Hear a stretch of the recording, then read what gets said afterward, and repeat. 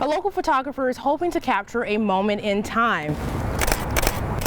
She's offering free portraits for those graduating in the class of 2020 who can't attend the traditional prom or graduation due to the coronavirus pandemic. The surveillance cameras in this market capture almost every angle because there's not just one, not even two, but 32 different surveillance cameras in this market, and they're all registered with the Kern County Sheriff's Office. It's been almost about 6 hours since BPD received reports of a man down right here in this alley on 30th Street and Jewett Avenue in Central Bakersfield. Officials are investigating this as a homicide. Similar to how many of us are now working from home, local churches are connecting to their members online, from YouTube to Facebook. It's almost the 1st of April, a new month where bills are due, including rent. But there are some protections for those who can't afford to pay their rent due to the coronavirus outbreak. Recommended that you really just don't get outdoors, and if you do, a mask like this is really helpful. It's like Santa's workshop in here. Mike and Danielle, you won't catch me off guard because the actors aren't out here yet. A local photographer is hoping to capture a moment in time. She's offering free portraits for those graduating in the class of 2020 who can't attend the traditional prom or graduation due to the coronavirus pandemic. 1, 2, 3, jump! Yeah. Jumped from 0 shares to, almost 1,700 shares, like almost overnight. And from that moment, Shantae Ogletree has been capturing memories, one click, one portrait at a time for the class of 2020. The memory of senior prom and walking across the stage at graduation, not possible for this year's graduating class. All the things that you plan on doing since your freshman year, 8th grade year, come to graduation and you find out the end of the semester, that you can't even do all the fun things like grad night, have a prom. 1, 2, and 3. Ogletree says these capture photographs can't replace the traditional moments, but she hopes her gesture can make a difference. I've had no intention of charging or anything, so it's basically like me blessing others during this time, and I'm blessed that I can be able to do that, and actually the free time to do it too, because unfortunately a lot of my weddings were canceled, but it's definitely, God has his timing, and this was part of it. Capturing the smiles of graduating high school seniors, 8th graders, and even a kindergartner. And for Frankie Walker, a graduating senior at Bakersfield High School, says this evolving pandemic has taught him a valuable lesson about life. Don't be afraid of change, just, if anything, be prepared, A lot of things can happen, life throws you curveballs, but just don't back down and just take it head on, and just be positive.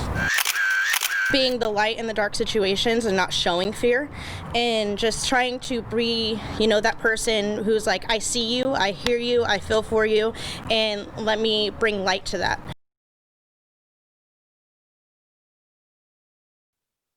Those of us that have been abandoned by our birth parents, whether we're adopted or just abandoned, period, and put in an orphanage, we really want to find our birth parents. A search for her birth parents, a part missing from her life. Who am I? Because that's a big question that everyone answers. Born in a village about 45 minutes from Frankfurt, Germany, one of the thousands of brown babies born to German women and African American men who were soldiers in World War II.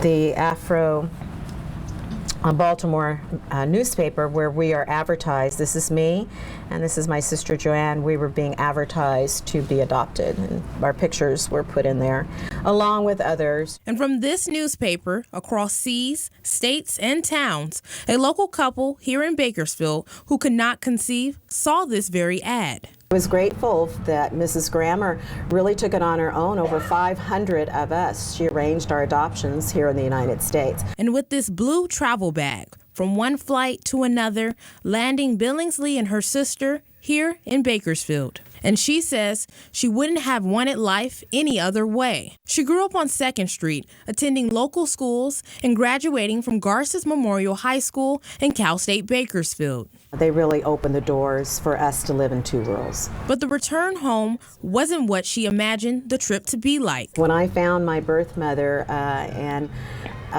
met her in Germany, we hired an interpreter, and we had questions we wanted to answer. And she sat stone-faced, had her arms folded. She did not really want to connect with us in any way. And as most adoptees know, that is a second rejection. Did either parents ever give you some type of apology or? No. No. No. Do you feel that you deserved one? No, I don't.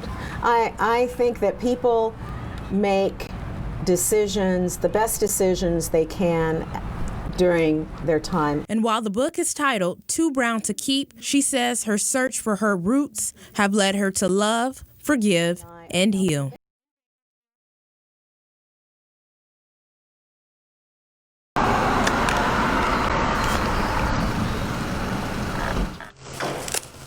At the time, I didn't know I lost it because it's too soon in the... It's an unexpected loss, with moments of joy quickly becoming sorrow. Give me a minute. I didn't realize I had actually lost a child until I went to the doctor and he said, yeah, you lost a child, so then I had to deal with that. But nobody to talk to. So now we have people, we can talk to people. Patty Brown and a group of women gather around this table, taking apart wedding gowns, prom and formal dresses, and repurposing this material into burial gowns for stillborn infants. You feel all alone. Everybody's going home with their babies, and you're not going home with a baby. The hospital will call and say we need a gown, and they'll tell me, I'll ask them if it's a male or female, and the size of the child, how much it weighed.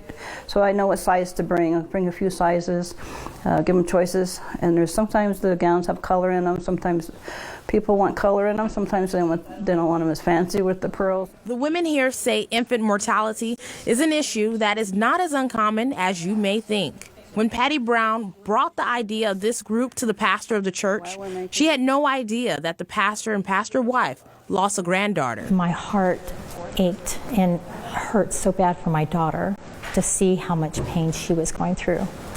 The loss of her baby that she carried for 9 full months.